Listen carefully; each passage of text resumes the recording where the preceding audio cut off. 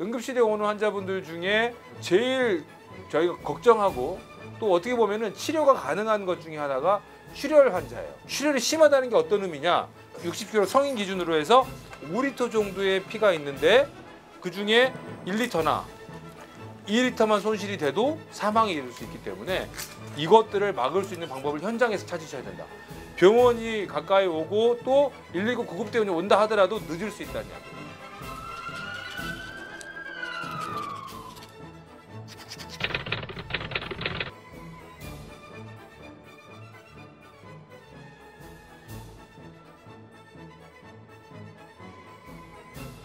자, 이 5개를 저희가 정해놓은 이유는 우리 몸에 특히 60kg의 성인이 가지고 있는 혈액량이 딱 이 정도예요.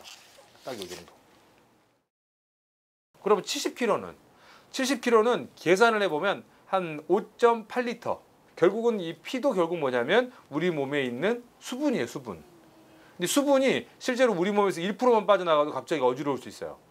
그리고 5% 이상만 나가도 정신을 잃을 수가 있고 12% 이상 나간다 그러면 사망할 수도 있습니다. 그래서 이 수분은 굉장히 중요한 겁니다.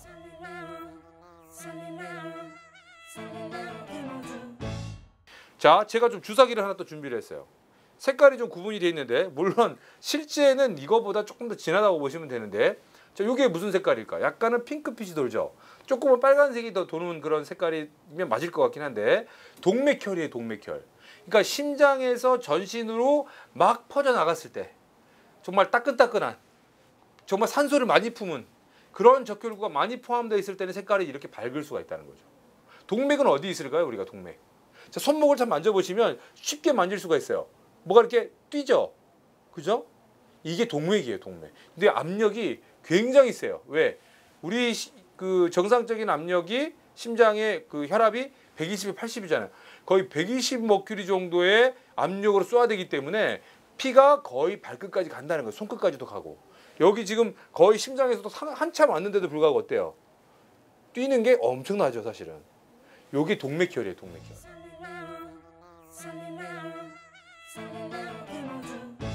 자, 제가 바로 방금 전에 커피를 마셔서 이런 색깔로 표현을 해봤어요. 이건 조금 너무 극단적이긴 합니다. 이 빨간색에서 갈색으로 넘어가는 단계라고 보시면 돼요. 이게 동맥, 이게 정맥이에요.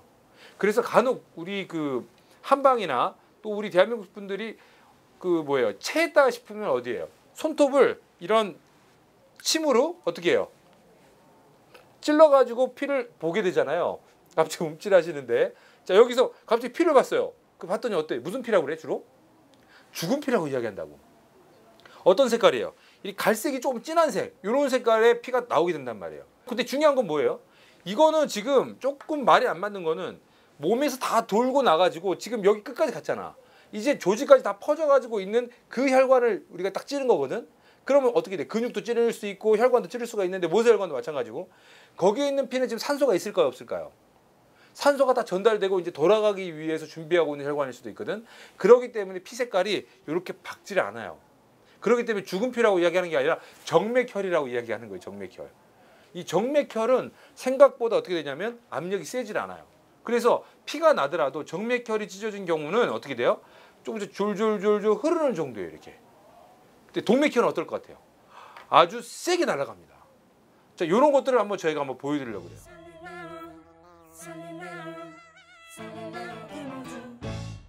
자, 동맥혈이 그러면 도대체 어떤 식으로 해서 퍼지느냐?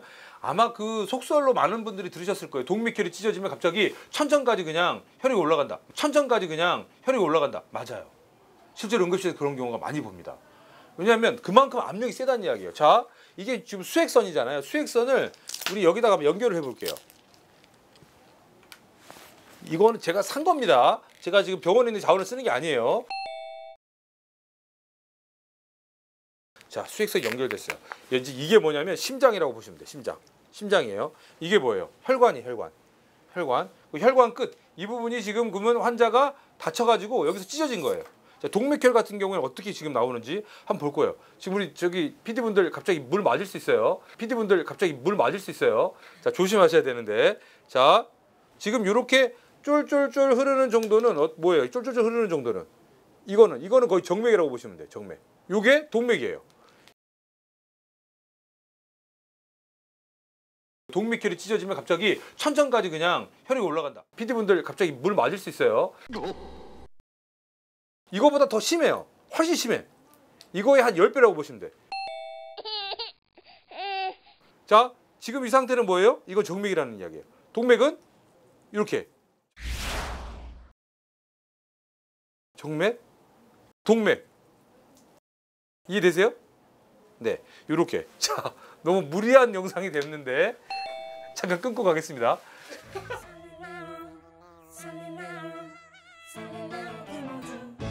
자, 그러면 동맥은 이런 식으로 해서 엄청나게 지금 나가는 힘이 세잖아요. 그죠? 그거를 근데 이렇게 쏟을 정도면 어떻게 돼요? 불과 한 5초가 되면 몇 cc가 나갈까요? 환자가 5초 이내에 사망할 수도 있어요. 환자가 5초 이내에 사망할 수도 있어요. 자, 그러면 어떻게 했으면 좋겠냐? 동맥혈은 정말 이 혈관을 빨리 뭐 해야 된다? 꽉 눌러줘야 돼. 꽉 눌러줘야 돼. 꽉 눌러줘야 돼. 어디에 있는 혈관이에요? 심장에서부터 나가는 거기 때문에 심장보다, 자, 상처가 있는 부위에 이렇게 있잖아요. 상처 있는 부위가 이쪽이다. 그러면 상처 있는 부위보다 심장 쪽에 있는 부분을 눌러줘야 돼. 이렇게. 그러면 지혈이 돼요. 꽉 누르고 있어야 돼. 이런 식으로. 정맥은 어떻게 될까요? 정맥은 이렇게 심장에서 가가지고 돌아오고 있잖아. 이런 식으로. 그죠? 돌아오고 있어요.